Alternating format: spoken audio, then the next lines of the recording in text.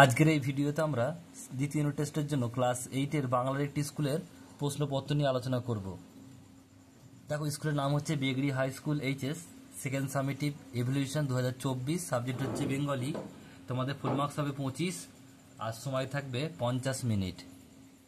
একের দেখো প্রশ্ন কি বলছে, দেখো নিচের প্রশ্নগুলির উত্তর দাও, সঠিক উত্তর নির্বাচন করো। একের কয়েকটা বলছে বুকুর বাড়ির সামনে একখানা, তিনটা অপশন রয়েছে, বলছে এসে থামে, তো কি হবে? এটা রিক্সা হবে, রিক্সা গাড়ি। নেক্সট প্রশ্ন কয়েকটা বলছে, দেখো রাঙা রঙিন লাল শাড়িখানি রোদে গিয়ে দিয়ে গেছে এক বাড়ির বধূ কেউ। নেক্সট প্রশ্ন রয়েছে, দেখো গয়েরটা বলছে রমা চুপ করিয়া রহিল, বাক্যটিতে চিহ্নিত করা পদটি কোন পদ? তিনটা অপশন রয়েছে।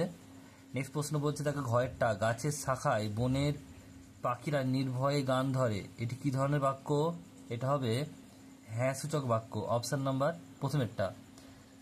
তারপরে দেখো পরেরটা রয়েছে এমন দুষ্ট ছেলেকে চোখে চোখে রাখবে, এখানে চোখ শব্দটি কোন অর্থে ব্যবহার করা হয়েছে? এটা হবে অপশন নাম্বার দেখো তিনেরটা, সতর্ক দৃষ্টিতে রাখবে। নেক্সট প্রশ্ন ছয়েরটা বলছে যে বাক্য আদেশ উপদেশ অনুরোধ নিষেধ ইত্যাদি প্রকাশ করে তাকে বলা হয়, তো তিনটা অপশন রয়েছে। নেক্সট দেখো পরের প্রশ্ন দুইয়ের দাগের একেরটা বলছে কয়েকটা আজ সকালে মনে পড়লো একটি গল্প, গল্পটি কোন সময়ের? কয়েকটা বলছে অঙ্কুর বের হওয়ার জন্য কি কি চাই।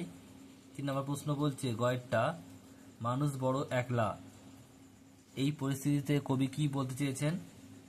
ঘয়েরটা বলছে ওদের কিছু নেই, উক্তি কাদের কিছু নেই। তিন নম্বর প্রশ্ন বলছে কয়েকটা কার সঙ্গে অপুর বড় ভাব।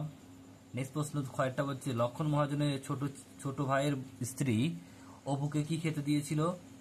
নেক্সট প্রশ্ন পরেরটা বলছে দেখো অপু তাদের পাড়ার রাখালকে কিসের ডিম এনে দিতে বলেছিল।